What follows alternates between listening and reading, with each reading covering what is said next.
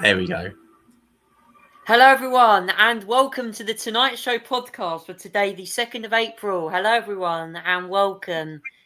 Wow, do we have a lot to talk about tonight? Motorsport news around the world, and something new for me, definitely. I'm joined by Labour Party supporter Zach James, round up all the latest news. Hello, Zach. Hello, Charlie. Hello. Right, I'm going to kick off with my villains of the week this week. We're going to start with the sports news, because boy, do I have a lot to talk about with this. The first nomination goes to England for their 1-0 embarrassing defeat against Japan ahead of the World Cup this summer. What was going on against Japan? England looked just like they didn't get the net. They looked all over the place. And, questions around selection of players ahead of the World Cup is crucial. And look, we all want England to do well. And look, I don't really get my football mode on very much for this show, but I know for a fact that England is our home nation, and we want all the home nations to do well, don't they? If any of them qualify for the World Cup, that's an important thing. But we have to go on a high. But sadly, it seems like the team again just don't quite gel together. It's 1-0 is an embarrassing result. And to be fair, we've not won both of our international friendlies over the last week, which that wasn't great, really. And I mean, the questions around Thomas Tuchel's management style, was he the right manager for England? Well, we won't know yet. I mean, the World Cup literally starts this summer in America, but it isn't a great way to end our international friendlies before the World Cup. This preparation should have been about getting all the important results, and yet we've not won a single game in these two international friendlies. Wow. Oh, wow. Now, I have another nomination. The second nomination goes to Formula One and the FIA for an absolute crazy, can I just say, a horror show in Japan. And this race, if you'd have seen my socials, okay. Yeah. By the way, I'm still going to review the F1 results on my podcast. It was the death knell for me watching it after the Japanese Grand Prix. I'm sorry, Charles Leclerc laments how bad qualifying is because my car decides to slow down. Did anyone see the on-balls through 130 of them running out of battery and slowing down? Oh my God, that corner was like one of my favourite corners. It was like originally you used to take 130 without a lift. They're like running out of battery. It is crazy. And then we come down to what I thought was the death knell of this entire championship so far. How does Oliver Bearman suffer a massive 50G crash into Spoon Curve? Basically, Franco Colapinto saves energy because, well, his car's ran out of battery. So Oliver Bearman's on his boost mode. He has 1,000 horsepower.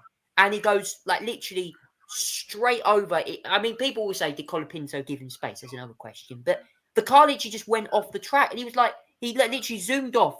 Had so much power. The overspeed was crazy. We were talking about that. A lot of people were talking about that in the build-up to season. Max Verstappen won 3 years ago about this in a press conference. But the fact that Bearman had a very huge accident and thankfully walked out of it with, I think, from what I heard, with just a bruised knee.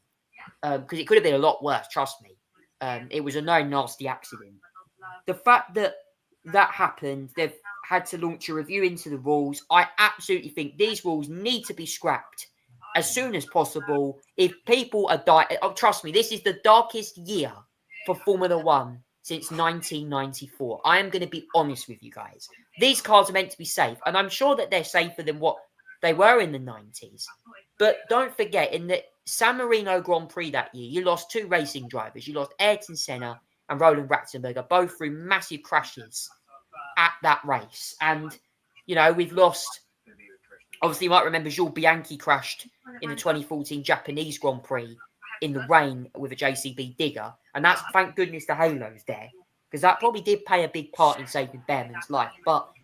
And then there was a big crash as well in the Porsche race before then. And it's just... I don't know. And I think as well, when you look at the responses from the drivers and the fact that Max Verstappen waved Pierre Gasly past, and I'm watching the on-board, I'm like, what? Like, is that really what this is the pinnacle of motorsport is about? Honestly, can I just say, thank goodness I managed to catch up with the 12 Hours of Sebring the other day. Honestly, endurance and GT race is my new vibe this year. I am sure, and other motorsports as well. We'll come on to IndyCar in a bit. Zach, we'll do the sports review in a minute. What do you rate to your villains of the week this week? Certainly, the sports forefront was very interesting. I'm not a huge fan of wow! First of all, your F1 review. I'll come on to that in a minute. The England stuff, I completely agree. I mean, I'm glad. In some ways, I'm glad it's a friendly that we lost, but it's still not good enough. It really is. I know you've got players withdrawing from camp and everything like that as well. You've got some of the big hitters not there because of them withdrawing due to knocks and injuries they picked up as well. But Uruguay, I mean, kind of, yeah, not great. Could have actually won that match. It wasn't for the stupid penalty we give away. Even though I don't think it was that much of a penalty. The Japan game wasn't great at all. There was a lot of players that performed really poorly on that field, really not good at all. I'm glad it was just a friendly at the end of the day, because otherwise they're going to be a lot more worse. But yeah, let's get on to my villain of the week as well. And it's not F1. It's not football. It's well, my villain of the week this week. And this is quite a developing story. It's been developing throughout the week, and we're going to need to hear a lot more about this, because there's a lot more questions than answers. The villain of the week goes to Scott Mills, the Radio 2 DJ. Oh, I've heard about this. Yeah, well, now no longer Radio 2 DJ. The Tuesday this week, we heard the news that was it Tuesday? It was Monday. I think it was Monday, actually. Monday, mid-morning, it was broken by the Mirror. We heard that Scott Mills had his contract terminated, rather than being sacked from all its shows because of what at the time was known as personal misconduct. Now, we didn't know what it was at the time. They didn't go specific.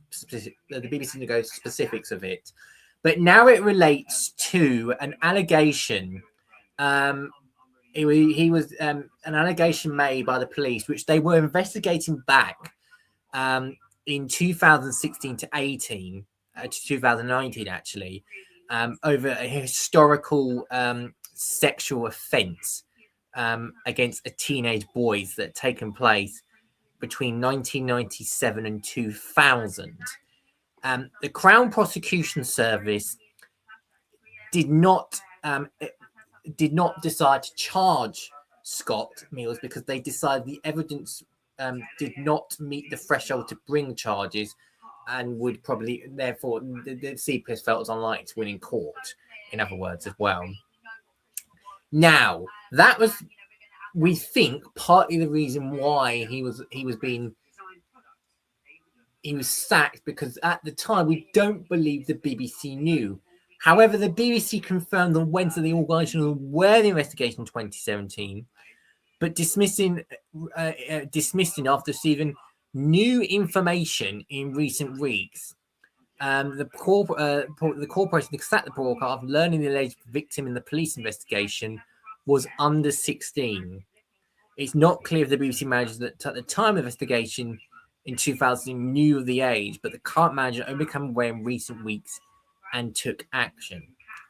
Now, I have to say on this, there is a lot to unpack. So, as well as that, there's also some allegations more recently that he's made sent inappropriate messages to somebody else. That's a separate allegation that's been made as well, from what I understand. But if he's been sacked because of the investigation into the historical sexual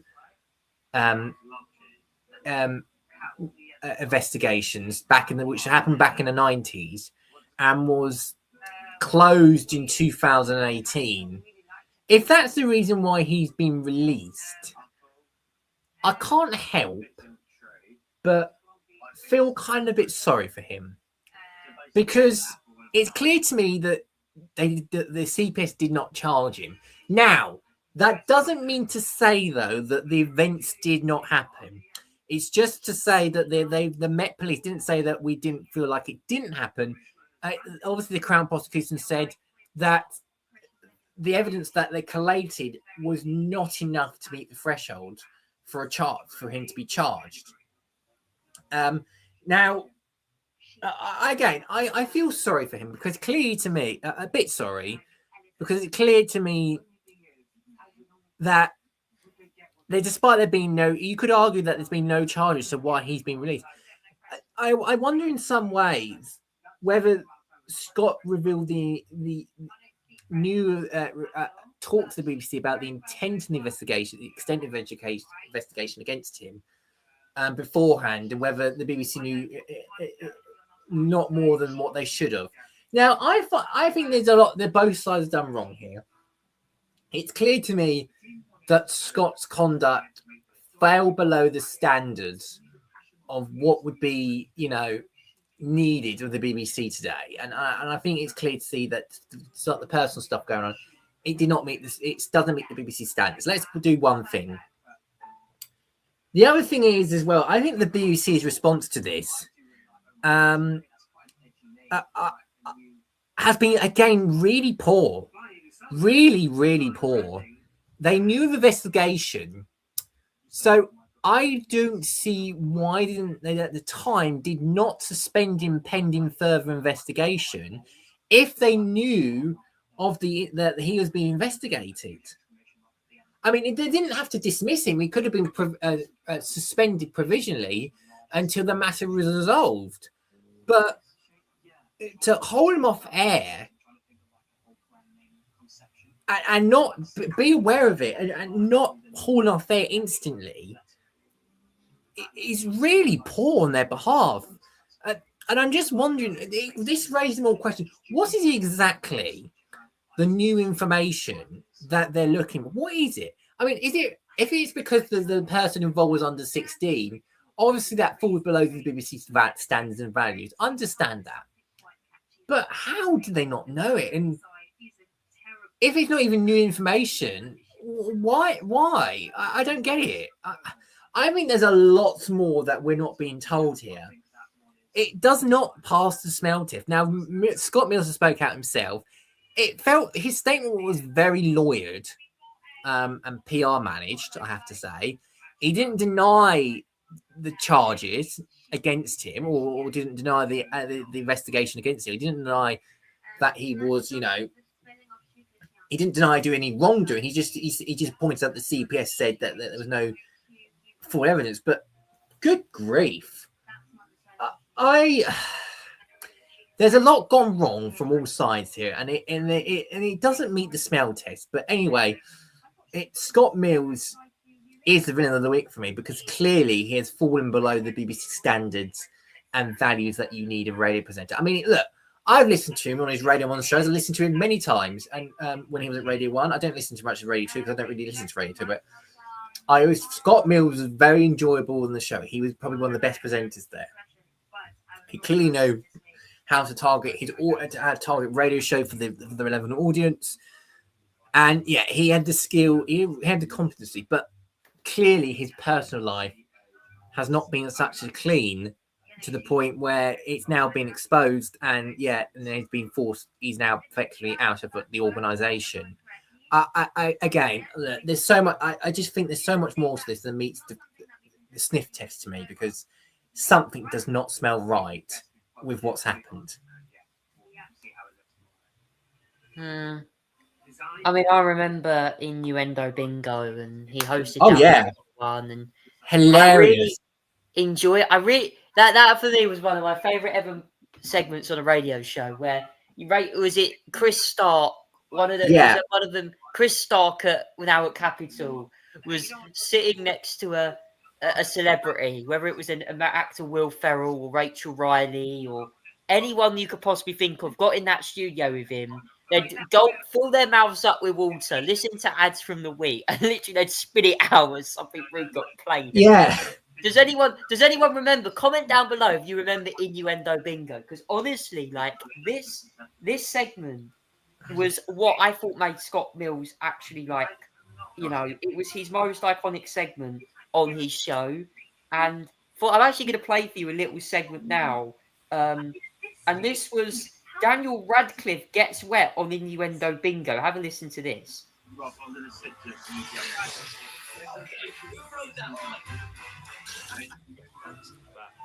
Okay, our first clip, we start with BBC Blue Planet Live, and it seems Chris Packham is having what can only be described as a full-body experience while whale watching. Of course, I saw the whale, I heard the whale, I smelled the whale, then I touched the whale, and then ultimately, when it started all over me, I got to taste the whale.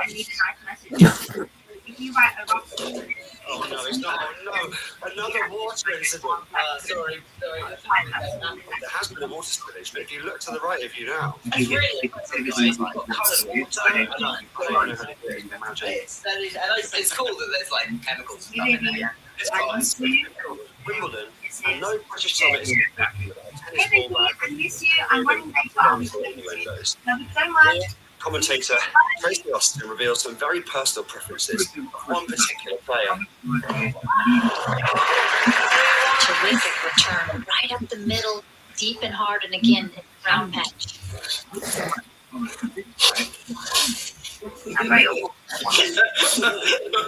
So descriptive of Wimbledon, aren't we? I don't know what that. Okay, next one, we're heading to terrific ITV drama, Durrell. And here we find Mrs. D. Trying to have a nap. She's been rudely interrupted. Rendezvous on the landing. No. Sorry to penetrate your bolt hole. Okay, who wrote that line? Who wrote penetrate in that line? You didn't need to. Surely you knew that at the time. Sorry to penetrate your bolt hole. Yeah, what is that? Okay, now we go over to one of Channel 5's finest documentaries. Titanic, Draining the Wreck. Dr. Paul Margolay has been diving for years. And then we've got the tagline, which is Yeah, go on. what's the first word? It is. But even with such experience, I can go here and feel it you. was a real eye-opener. Oceanic explorer P.H. Nargeolet has made 30 trips 3,600 meters down to the Titanic. Everyone, I'm not going to lie, Never seen very a long. 100-meter gash. And like really memorable thing. This is going to be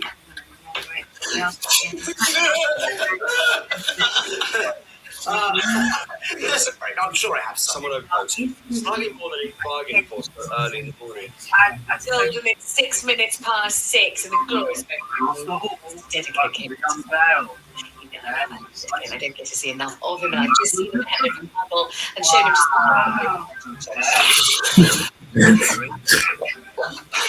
Just a little bit.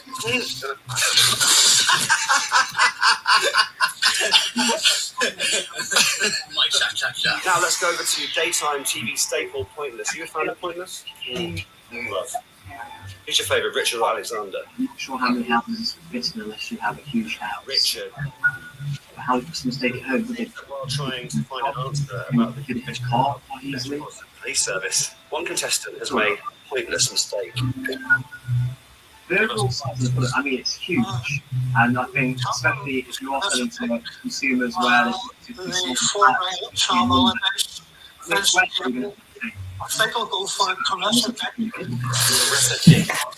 Really? I love points. I love them all. I'm right through now, so I came immediately. His dance expert Vincent seems to reveal more about Faye and Giovanni's number. Look at the way Giovanni takes it from behind. He reacts to that, like proper Italian, That made it for me. She acts like a proper Italian. Like a proper Italian. And that was, it would have been good. There we go, guys. Ladies and gentlemen, I thought I'd play a little bit of Scott Mills highlights there from his time at Radio 2. That was Innuendo Bingo with Daniel Radcliffe, and many other famous celebrities have graced that room with Chris Stark, essentially gulping water down and attempting not to spit it out when they hear a VT play. That segment, honestly, was one of the reasons why Scott Mills will actually be missed by BBC radio presenters. Yeah, I agree. It was great radio at the time. It was really funny. Probably one of the funniest bits of radio. I hear it every week on the Thursday. It was so good. And it was just incredible radio. It really was. But yeah, I have to say, obviously, Chris Stark worked closely at the time. I feel sorry for him because he obviously couldn't imagine that the person that he'd been working with for many, many years is now out of radio completely. And I don't really even heard from him directly yet as well, which obviously must be really difficult. And obviously, the loads of colleagues and families, people who work closely with Scott will probably be really shocked about all of this as well. But yeah, it is what it is. And yeah, he's no longer on the radio. So that's all the latest news there from Chris Stark and obviously from Scott Mills as well. And pretty much are, in a nutshell, there are villains of the week. Now, moving on now to some news I want to cover now. Obviously, I want to start with the football. Now, obviously, Roberto De Zerbi signs for Tottenham on a 5-year contract as well. There's been some news about Manchester City potentially, according to getting rid of Pep Guardiola at the end of the season, despite potentially facing a points deduction. Obviously, we had International Week the other week as well. But this weekend, Zach, we also have the FA Cup as well. Yeah, it's obviously the football last weekend. We've gone through it already as well, with part of it. But obviously, disappointment as well for the British and Irish side as well in action of the international break, who I'm afraid didn't get through. So Ireland, Northern Ireland, Wales are just such disappointment for them in their playoffs of the World Cup. Lost all of their games and failed to go through as well. But yeah, just so unlucky. Very unfortunate. And yeah, that was really disappointing. Yeah, it's just that. Yeah, it was just really disappointing on that front as well. But yeah, Roberto De Zerbi has now been appointed as the new permanent head coach of Tottenham Hotspur after they got rid of the interim one last week. Because we know how that went. Really bad there. Tottenham's sitting 17th, as we know. So Roberto De Zerbi's opportunity now is to try and get them get them away from relegation altogether. Although there is no relegation clause in his contract, from what we understand, it's a 5-year deal. But he's not got any relegation clause. I mean, he will probably be still with the team if they do get relegated. But yeah, it's now a big old job for Roberto De Zerbi to fill now and do the work for him.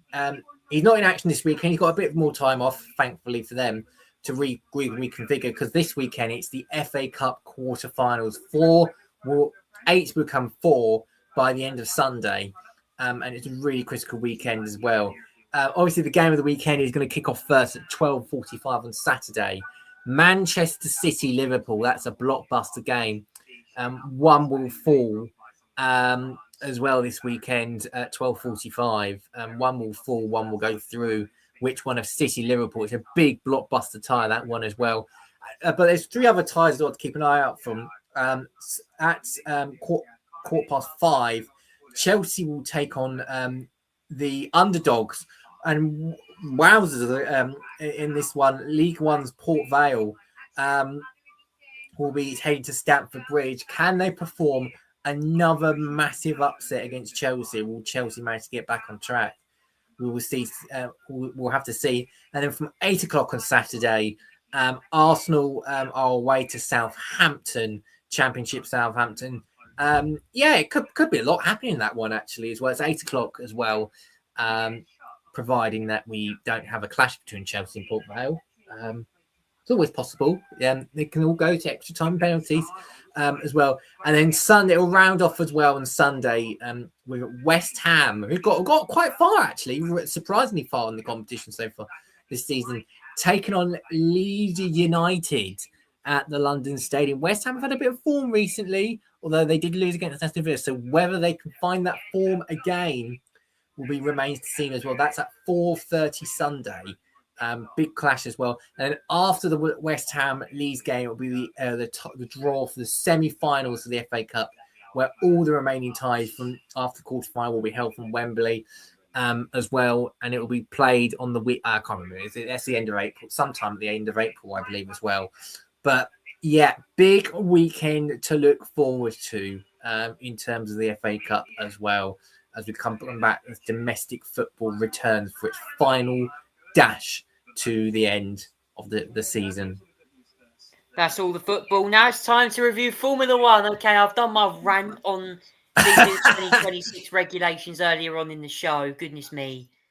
Zach, I'll let you go over the results now, because Mercedes Andrea Kimi Antonelli has just done the double, the first Italian since Alberto Ascari in the 1950s to do a double. And also, Mercedes...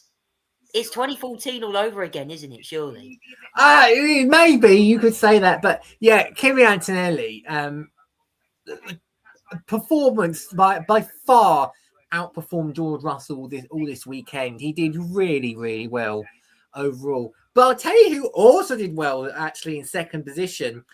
He finally started a race and actually managed to put in the performance. Oscar Piastri, take a bow, my friend. P2. You're not started all season yet. When you do start, give out a good performance actually as well. P2 is a bloody good stuff as well. And you know what? He could have potentially won it, but even if he didn't, he could have been in the fight for victory had it not been for that safety car involving the crash involving Ollie Behrman. That was, could have. I would be fascinated to see how they would have handled. But no, it's an impressive performance by Oscar Piastri this week again overall. Charles Leclerc third, managed to hold off George Russell at the end to get the final podium as well. It's a really good result for Charles Leclerc, actually. Good result for him as well. George Russell fourth, a bit of a problematic. He's just not been on it this week. I don't feel George Russell has been complaining quite a lot. I think he got caught out by the safety car again as well. Again, got the disadvantage of that. That was unfortunate. Lando Norris was fifth, slightly less pace for him as well. Not such a good weekend for Lewis Hamilton. He has been a little bit off the pace this weekend as well. I'm afraid. Pierre Gasly seventh, who finished ahead of Max Verstappen and Liam Lawson in 8th and 9th. Again, Max Verstappen have been complaining a lot again this weekend. We know why he's been complaining.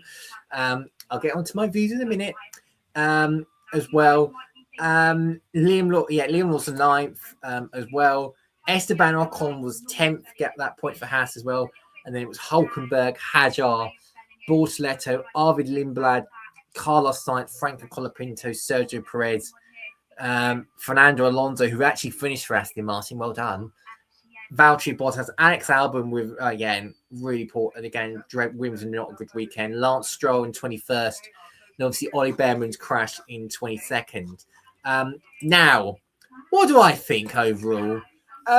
Look, I don't think it's been... Look, I'm going to put my head out there and say, I don't think it's as painful as people are making it out to be. Yes, there are issues. We exposed a new one this weekend with the closing speed between the cars that are not on boost and are energy saving, whereas those who are using their boost mode, getting that extra power, and not super clipping. That's what we saw with Ollie Behrman, Behrman got overwhelmed by his terrifying close speed. Colapinto was on low battery and leaking, giving a little squeeze. But this is exactly kind of race that 2026 in regulation produced. So Behrman used his booth of the expedited hairpin. Colapinto, I think, already had a lot of it. It looks like he used quite a bit. And as you can see there, he starts harvesting Colapinto as well. But Ollie Bearman is still doing it, and he's speeding up. His camera had glitches before it was not known. But luckily, Hulkenberg made that move later race. So let's... they're going to show Hulkenberg's move as an example here as well. Now, this is what happens. So he used boost of the hairpin to overtake Hajar before the spoon. Now, it looks like there's a slight less of the gap. And here you can see Hajar was harvesting. And obviously, yeah, there we go. Hulkenberg's head. Now, these two cases, if you see here as well, both use override and both use boost. Both caught the car at 150-meter boards. The large top speed is largely side of battery deployment. So Bearman's battery was used, should be about the same. And we can calculate his closing speed with this as well. So looks like actually ahead. Colapinto was harvesting a lot more earlier than what I think Bearman was as well. And there he goes. Look, Bearman was in the booth. Hajar didn't move at all, but Colapinto gave Bearman a tiny little squeeze. And obviously the closing in speed was quicker, and it caught Bearman off guard. Now Colapinto, as you can see there, 3:14. Let's look at the one there. Keep an eye on number 3:14. This is Colapinto, by the way. And as you can see, he's not on using anything. It's 2.62 at this point. There you go, 2.45. Once he breaks, it's 2.45. But we think it's about 2.62, 3.14. And that's the deficit because Colapinto was used too much battery in sector 1 to be told to overtake, whereas Ollie Bearman saved it. And then obviously, I think as well, Bearman used an upshift too early as well, and therefore he wasn't able to reduce the speed that he was able to, perform to get off the brakes and everything. Like, he can't react as quickly as well. So you can clearly see the speed difference there as well. It's quite incredible. And this is what happens when you don't use boost and you're energy saving, whereas you are using boost, and getting that overall performance. You can clearly see. So Colapinto is already going down to 6th gear already as well because he's struggled to keep the revs up because he's used all that battery. And he's realized, obviously, he got to 7th. He's realized he used too much battery and he's gone down back to 6th gear. His low battery was all the key to this. Whereas, as you can see with Bearman, look, he speeds up.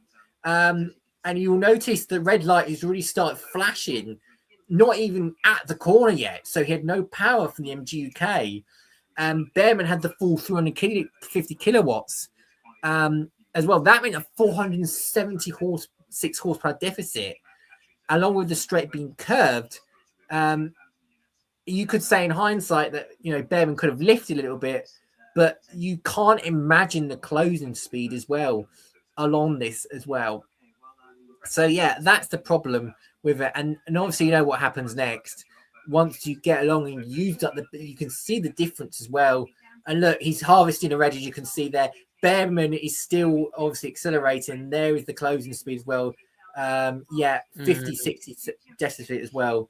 And this is just a short straight as well. It's not like the longest straight as well. And it goes into a quite And this was the example pre-26.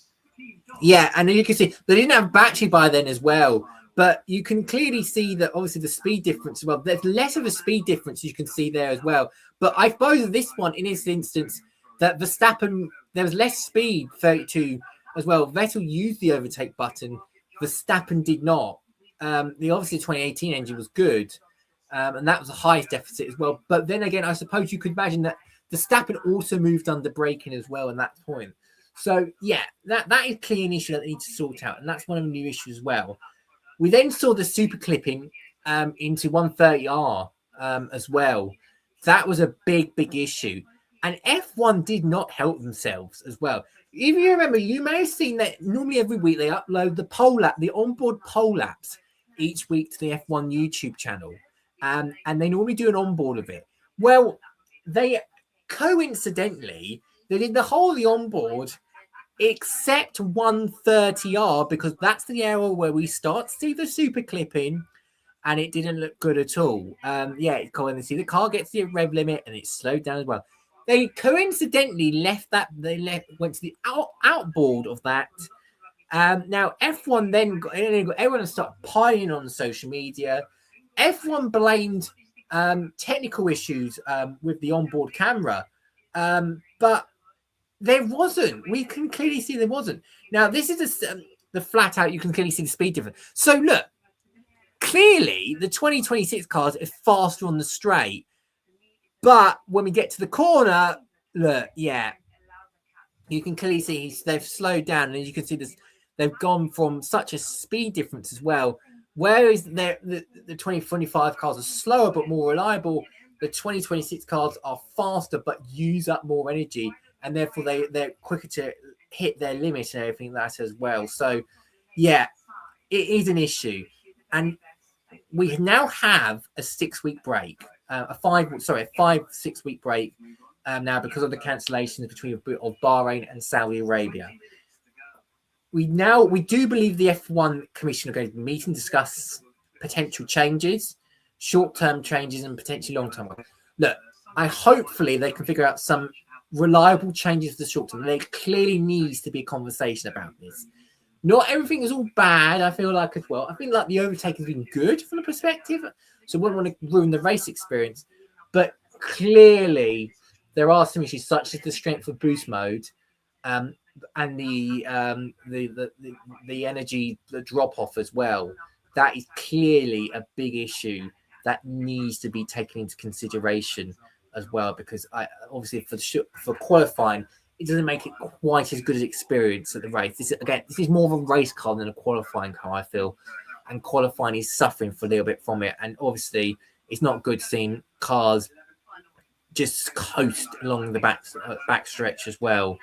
There's no doubt about it. But yeah, look, there are improvements. I don't think it's all bad, but there clearly are improvements that need to be made across this 5-week period.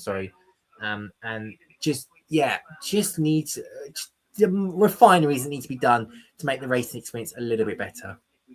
Well, when you go Silverstone and find out that they lose speed at the end of hangers straight through Maggots and Beckett, God, I mean, that will be an apocalyptic scene in an F1 car slowing down in one of the best middle sectors in F1.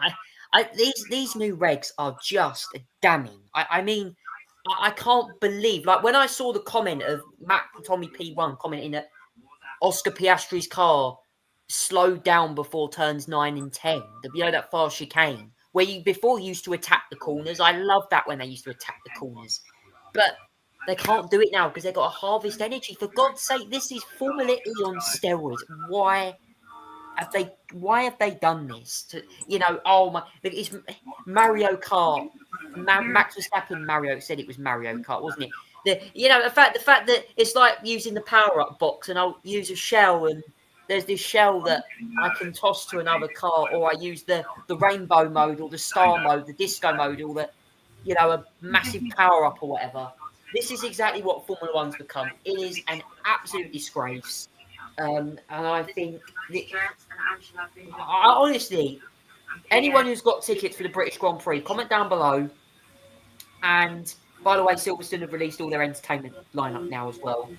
I'm sure you enjoy that more than the actual racing this year, because to be honest with you, I do not want to be seeing an F1 car coasting through Maggots and Beckett and down through through Copse as well. I was sitting at that grandstand last year, and I know it wasn't.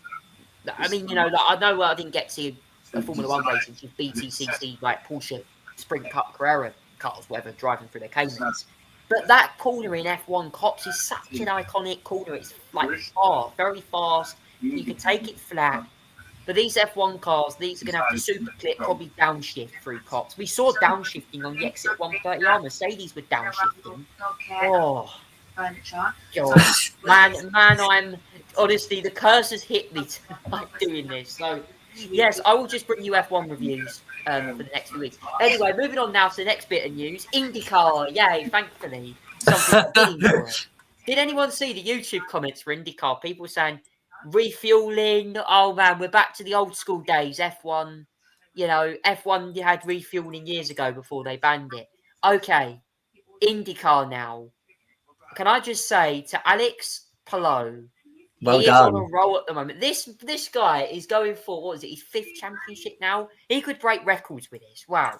I mean, it took him another race. He's the master on road courses. He won ahead of Christian Lundgaard, who I believe started on quite far back on the grid. And McLaren again in IndyCar. What were they doing?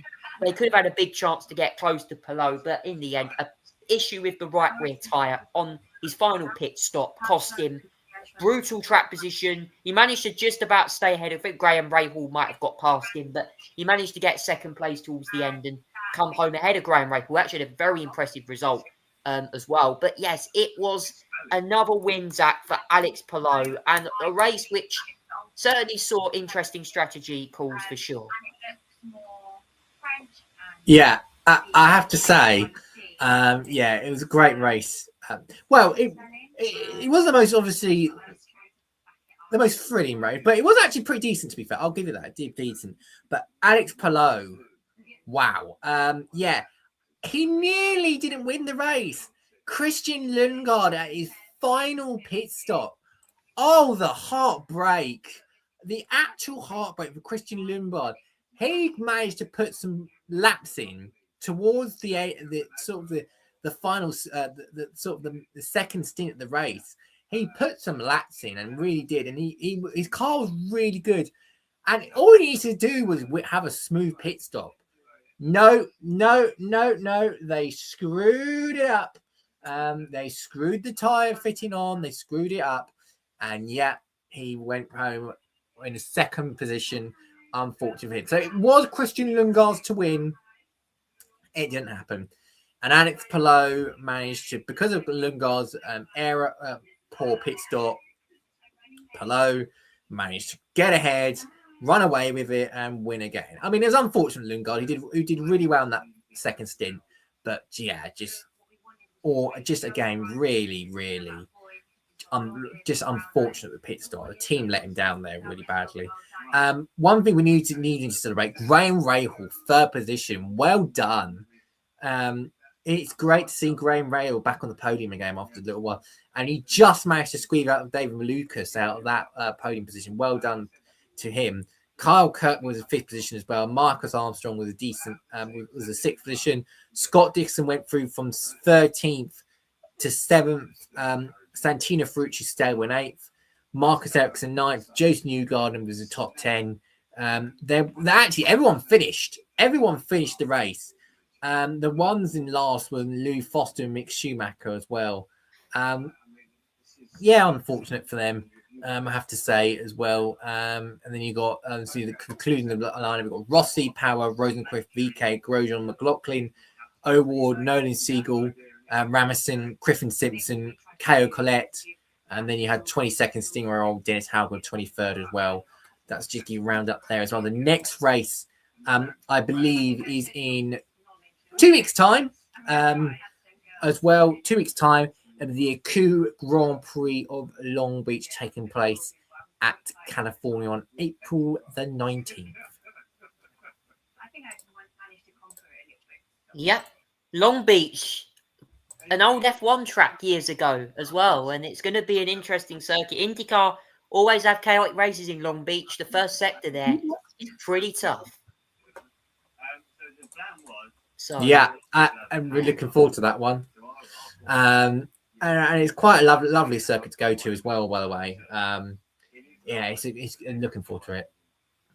So that's your IndyCar. Now we're going to move on and do IMSA now, the 12 Hours of Sebring. I watched the highlights yesterday, and Felipe Nasser, I spoke to someone at my work today, and he said Felipe Nasser is very good in America. And you know what? It was a win for Porsche in the 12 Hours of Sebring. It's an iconic endurance event. I certainly enjoyed this, actually. I'm definitely getting into the endurance GT racing. Whether Max Verstappen decides to leave F1 and pursue GT racing, because we've seen him at the Nordschleife do some testing with Mercedes, and I think he could even be doing the 24 Hours of Nürburgring this year, from what I'm reading up as well. But anyway, IMSA, 12 Hours of Sebring. It was Felipe Nasser, Jan Allor, and Len Harris. Apologies, my pronunciation is not the best. They're number 7, Porsche 963. Won the race ahead of Lawrence Vanthoor, Kevin Estre, and Matt Campbell in the Porsche Penske Motorsport number 6 car. Third was the Cadillacs, Ard Taylor, Philip Albuquerque, and Will Stevens. Tom Blomqvist was 5th, And there was actually late moves as well for that. But apparently the first place car, I think, got a couple of penalties, but managed to win. That was in the main GT class as well. Just going down quickly to the next part, one of the other classes, I think it's LMP2. You had, I think, Freya United Autosports, and that's Zach Brown's team winning that one, which I think was Freya, McKellar and Jensen. Look, again, pronunciation's not the best. Paul Di Resta was 11th in the number 22 Orica LMP02. Meanwhile, in the GTE Pro, I believe that Aston Martin won that. Aston Martin for that, I think, was Ross Gunn, who won in that one as well in the number, in Aston Martin Valkyrie there. That was GT, in the main GT Pro class. GT Pro got Kevin Magnussen came home, I think, in second in that class in the BMW M Hybrid V8. And you have also other cars as well. We had a Mustang GT3, a 296.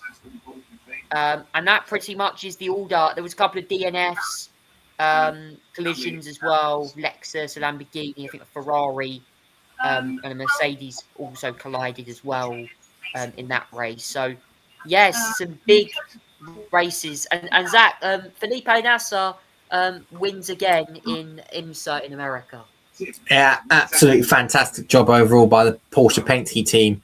In a 1-2 finish for them, actually, because obviously Felipe Massa won Lauren Helmstrich and Julian Andrew won that one ahead by, that was a very clear margin as well, 1.5, clearly involved in that one as well. But, really good job by them. Porsche in 1-2 as well.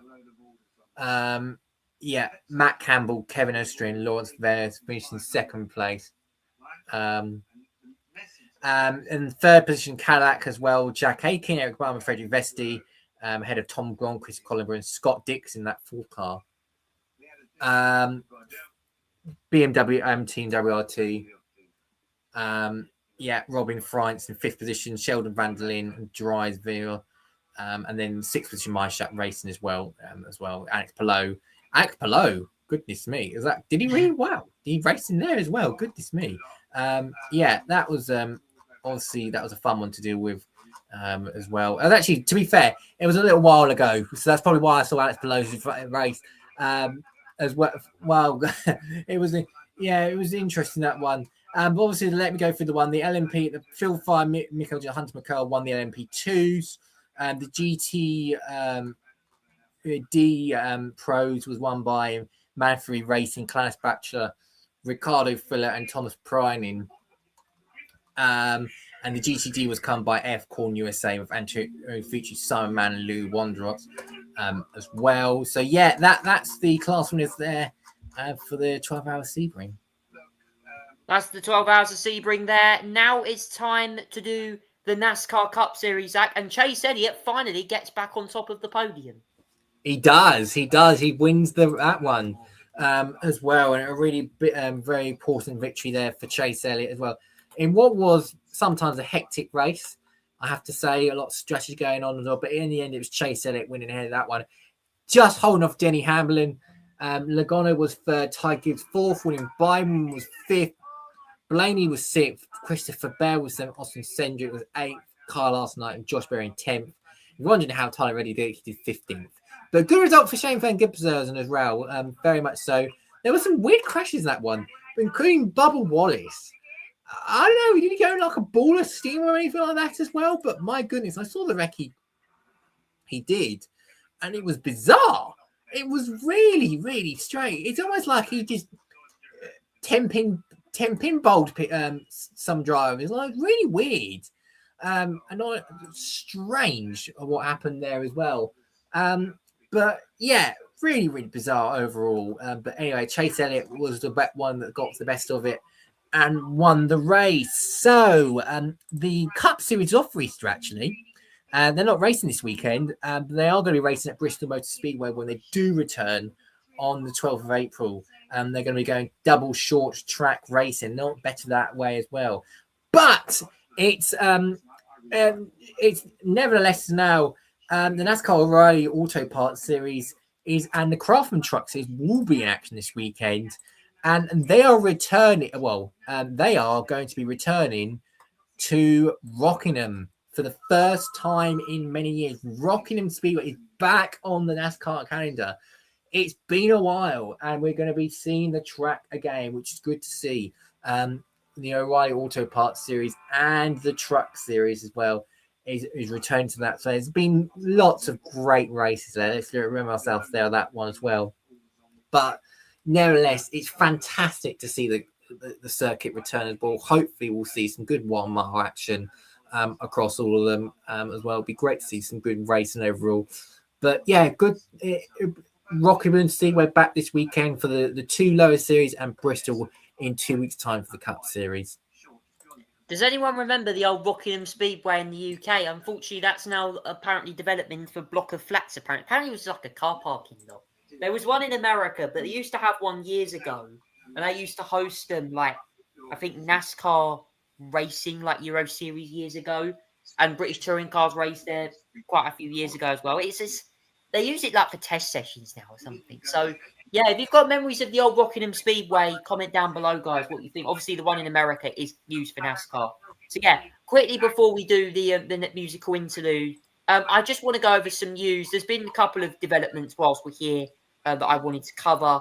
There's been some news in America. Donald Trump has made an intervention. He removes U.S. Attorney General Pam Bondi. Bondi's time as America's top law enforcement officer was overshadowed by the Justice Department's handling of Jeffrey Epstein. Also, as well, Tiger Woods had a massive crash in the week as well. Body cam footage was released by the police. And also, as well, Iranian bridge was cut in half by strike, as Donald Trump warns much more is about to follow. There was also an incident as well in which a car rammed into a crane. Zach, what's been your biggest news stories of the week in the world of politics? Yeah, there's been a lot happening. Obviously, the Iran war still lingers on, continues. Donald Trump says 2 to 3 weeks this time. We'll see. Well, we said kind of similar the last couple of weeks, and now we'll have to see whether he does reign on that promise this week as well. There's a lot of stuff. He's still unhappy with the UK. He's still unhappy with the EU. He's still unhappy with NATO. He's still another moaning man in charge there. He's also today firing Pam Bondi, the Attorney General. That's a big development today, actually, I have to say as well. Pam Bondi is going to be out of the Attorney General office, and Todd Blanche is going to be in as acting Attorney General as well. Pam Bondi is going to be moving to a job in the private sector, from what she has said. But she'll still be supporting the administration in the way she possibly can, including corruption, blah, blah, blah, no law, and sticking up for Trump's allies in typical Trump administration. There we go. Yeah, that's happened there as well. Obviously, the Strait of Hormuz remains annoying as well. There appears to be some sort of international alliance now to try and see if they can get the Strait of Hormuz open. Good luck with that, I have to say, with the Iran's being quite silly and everything like that as well. And the prices keep rising again as well. The rises and rises and rises and everything like that as well. Brent crude, let me tell you the current price of that, actually, when it gets up. It ended today at $1.08, up 7% as well. Continue that. And the fuel prices are still rising in the UK.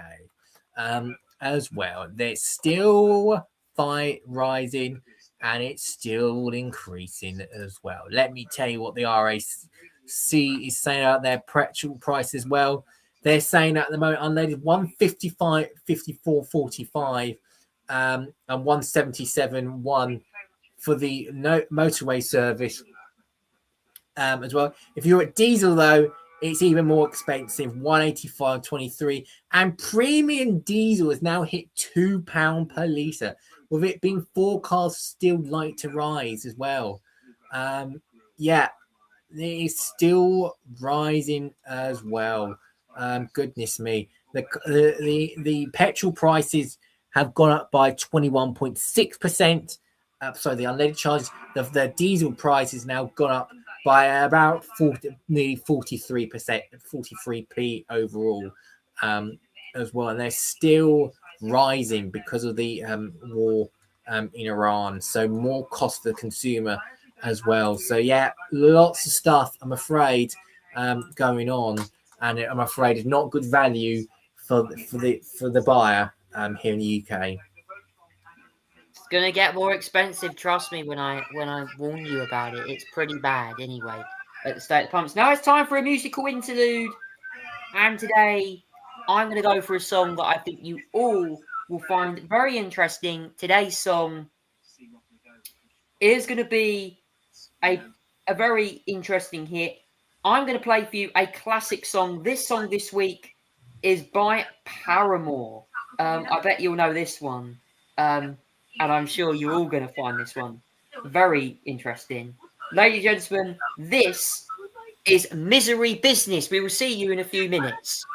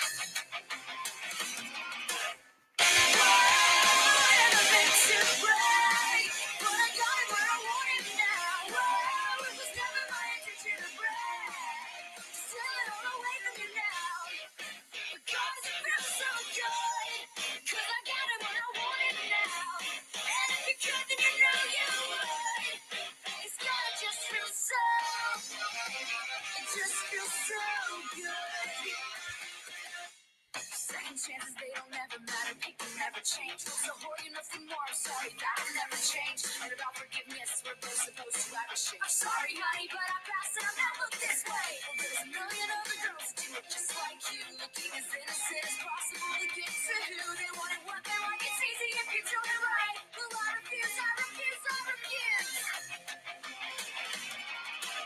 Whoa, I never been too brave, but I got it when I want it now. Whoa, it was never my intention to break. Just let it all away from you now. Because it feels so good. Cause I got it when I want it right now. And if you could, then you know you would. Cause God, it just feels so. It just feels so good.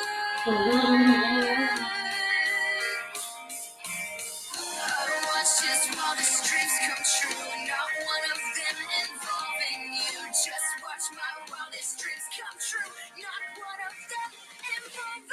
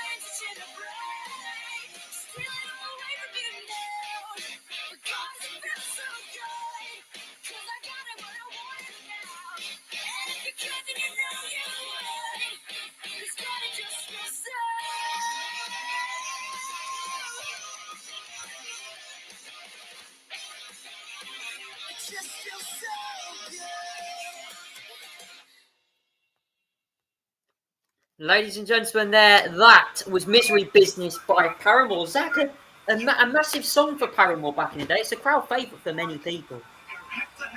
Yeah, absolutely. One of Paramore's absolute classics there, no doubt about it, was, just a phenomenal song to listen to. Yes, Hayley Williams, the lead singer of that group. Wow. Oh, I didn't know that was her earlier stuff, man. Proper pop punk vibes there. Certainly interesting.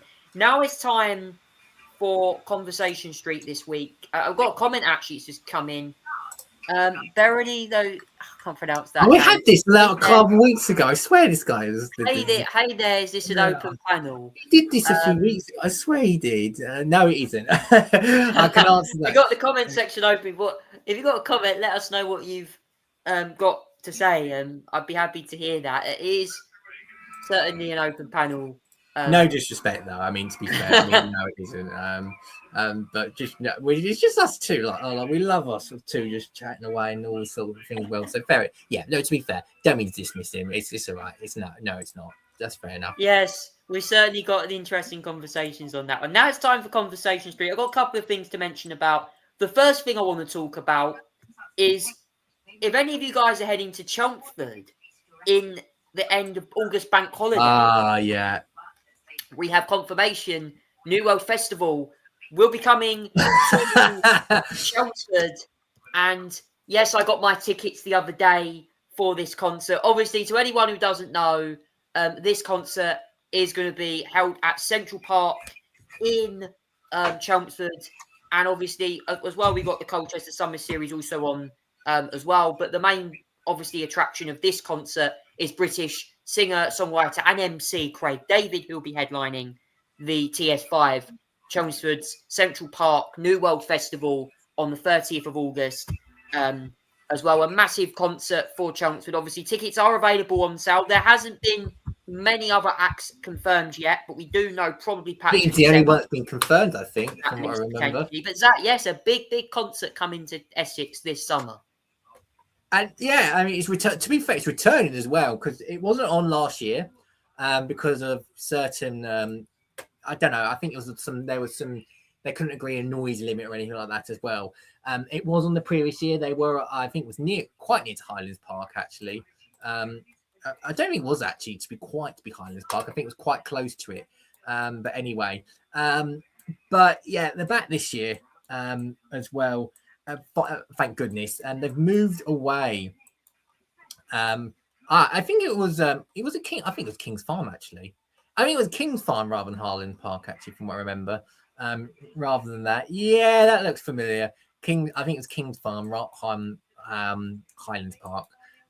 Get that right. But they're moving slightly different location this year, so it's still in Chelmsford, but it's now it's actually in Chelmsford Central Park now, rather than obviously I can't even remember. That's good job for that. It's not there at King's Farm now. There we go. So they're moving it to Chelmsford Central Park. It's now only one day this year rather than two, from what I know as well. It's only one day now. And the amount of stages has gone from something like 5, 6 to 2 this year. I think it's because they're using a much smaller stage than what a lot smaller location than what they used previous years as well. But it doesn't mean to say that obviously it's going to be packed full of action. And there's 2 stages. There's one, obviously the main stage. Obviously you can't see on that one, but there's 2 stages. That's sort of layout they're going to be using around the Chelmsford Central Park. Is going to be a big takeover as well. It's 5 years, actually going to be the 5th edition as well. They're bringing Craig David, quite a legacy actor, would you would say, to New World Festival as its headliner. But I'm not saying it's actually a bad choice at all, because I think it's a pretty good choice. And when you think about it, I think it's decent. And yeah, that's a brilliant act to bring as your headliner as well. They're going to announce, I think, 14 other acts, I think, eventually as well, before the festival itself. Which, yeah, it'd be interesting to see if they keep it sort of the old school stuff, or whether they're going to get some newer artists. Well, I hope we're going to get. I think now they're only 2 stages. I think they're probably going to find a little bit of a mix between the two. Actually, I think that'd be fair enough. Actually, but yeah, it's taking place between, I think, 1 p.m. and 10 p.m. I think it is this year as well, which is a slightly shorter distance, of a slightly shorter duration as well. That's I noticed. I think the last time they started at 12, I think, the previous year, and went on until 10, but they're doing it at 1, I think 10. I think they've obviously got to be considering noise limits as well. I think there's different curfews as well. But yeah, that's back again. It's back on the August bank holiday. It's only 1 day this year, but anyway, get down there if you can, because it should be a cracker. Nice local festival. Busy one for me that weekend because I'm at Silverstone on the Friday for Carfest, so I'm going to be doing 2 concerts in 1 weekend, pretty much. Which, yes, it's going to be a long weekend for me doing 2 concerts. I know for a fact that it's going to be very busy. I'm at Carfest all day on the Friday, so it's going to be a long weekend. And obviously, I have actually seen Craig David 3 times, so yes, I know what TS5 is like. All I can say, I won't spoil it for anyone, but I do know it. It's a party atmosphere. That's what I'll say. But anyone who's been to New World before, they will have lots of other DJs on as well. Not just Craig David. If you don't want to see Craig, obviously, if you want to see Craig, that's absolutely fine. But there'll be other DJs that you can watch as well. If you don't want to stay for the main act, there's loads of DJs that will be there. We don't know who's going to be there, but I'm sure there'll be some great house and garage DJs on the support acts. Patrick Nazemi could be there. Nazemi. We could see maybe Switch Disco potentially. They're going to be actually performing at Silverstone on the Friday. I'm hoping they'll be at Silverstone on the Friday when I'm there. I really want to go watch them. They look really cool. They've done some stuff in Ibiza, so I can't wait, hopefully, to see who's going to be on the stage that weekend alongside Sophie Ellis Bextor and Jessie J headlining Friday at Silverstone. So, yes, Carfest and New World for me that weekend. I'm going to be knackered, definitely. A comment down below, guys, if you've got tickets for New World Festival. If you've got tickets to any concert so far announced in 2026, I'm sure that will be interesting. And finally, tonight, we're going to talk all about the Premier League darts. More action from the Premier League darts whilst we're here. I always enjoy it. I always think we have to... A lot happened tonight. The darts. And this week certainly had an interesting amount of matches. However, though, there has been some big news. Luke Littler has gone out in his match. And there was he was furious. I don't know what happened. I think I saw from what happened, but he had a bit of a falling out with Jan van Veen towards the end as well. It got very spicy between the two. Very, very interesting. Luke Littler seen them all rattler out, a lot of them, but Van Veen went through with that one. He's also beating Josh Roxon. He's in the final, taking on Gerwyn Price. That's the final tonight, actually, as well. Bunting, Humphreys, Rock, as well. Clayton, all gone out early. And the gap at the top is getting closer as well. It is getting a lot closer. It's getting interesting, I have to feel, as well. Very, very fun. Van Gogh also had a shocker in the first match as well. Clayton got knocked out as well. Littler out in the first round. Also Humphreys. Yeah, a lot of... Basically, those in the bottom 4 managed to beat the top 4. That's how surprising I think it was. But if Price wins this, he's going to be on level now, I think, with Clayton as well. That would be interesting to see. But it's it's Price against Van Veen in the final, and hopefully the opportunity for Van Veen to pick it up and show the people that actually he wasn't that bothered with what happened with Luke Littler at all towards the at the quarterfinal, and he's going to move on from that and hopefully pick up his first win of the season.